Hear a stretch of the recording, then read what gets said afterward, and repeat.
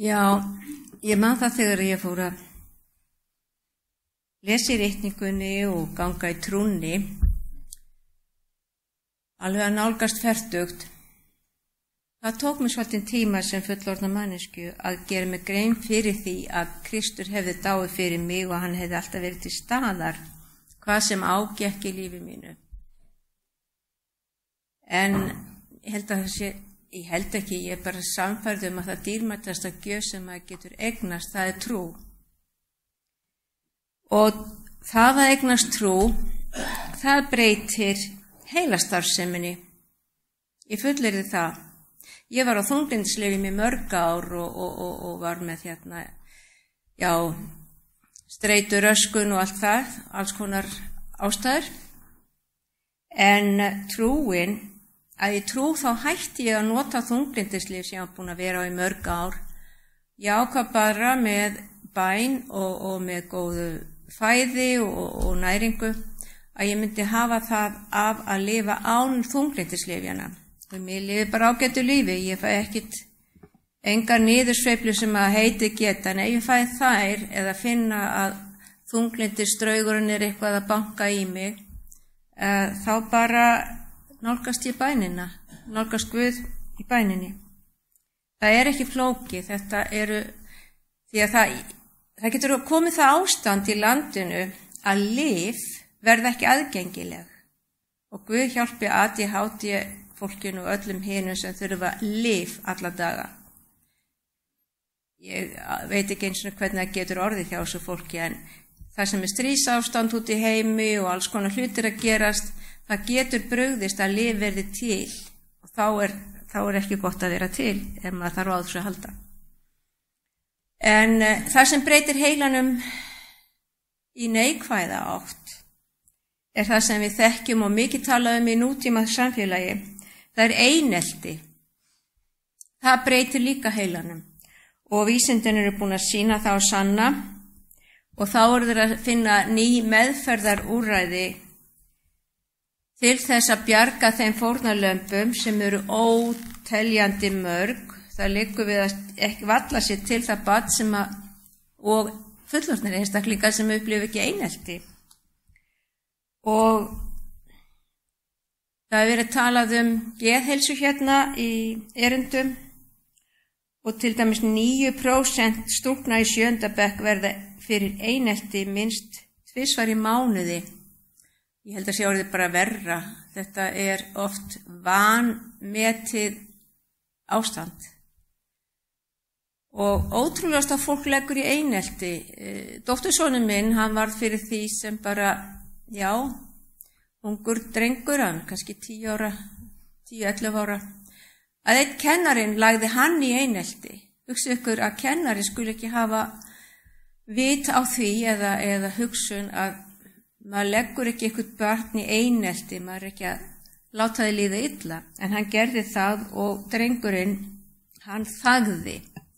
Hann sagði ekki frá þangað til að sprakk allt í einu, en dóttir mín tók á þessu og kennarinn var látin víkja. En hann er ábyggilega ekki ennþá jafna sér til fulls á þessu. Þetta er bara langtíma mál og ég náttúrulega varð auðvitað fyrir einelti, en það sterkasti stofnin til að fólk getur komist af er auðvitað ástríkt heimili. Svo hvað vinnur gegn einelti? Það er kærleikurinn og Guð er kærleikur. Og í ljósi þess, ég ætla nú ekki að fara að halda vísindalegt erindi yfir ykkur, í ljósi þess átti ég að lesa hérna úr bókinni Daglegt líf eftir Ellen. Hún var svo slitin, hún að detti í sundur. En í dag finnst mér svo góður kafli einmitt þetta. Hvar værum við án Krists? Englar í daglegu lífi okkar mínu er Sálmurinn 34:8. Sálmurinn 34:8. Það flettir þessu upp þegar komið heim. En engill Drottins setur vörð í kringum þá sem óttast hann og frelsar þá. Og það eru óteljandi sögur engla í ýmiss konar kringumstæðum hjá fólki. En hugsið ykkur þegar maður eignast trúna, þá veit maður líka að Guð sendir út þjóna sína englana til að veita okkur lið, hvar sem við erum. Og í dag fara himneski sendiboðar jörðina þver og endilanga og leitast við að hugga sorgmæta, vernda iðrunarlausa og vinna hjörtu manna til Krists. Það erfiðasta sem maður gerir náttúrulega biðja fyrir þeim sem leggja manni einelti. Ég hef alveg lent í því í vinnunni að hjúkrunarfræðingur sem ætti náttúrulega vita betur. Henni fannst svo gott að hafa horn í síðu minni öðru hvoru og ég fór að biðja fyrir henni. Það var ótrúlega gott að losa sig við áhrifin af hennar einelti og leggja það bara í hendur Guðs. Ég mæli með því. Við getum ekki séð þessa engla persónlega, enga síður eru þeir hjá okkur og leiða okkur, leiðbeina og vernda. Þessi ljósenglar skapa himneskt andrúmsloft umhverfis sálina og lyfta okkur upp til hins ósýnilega og eilífa.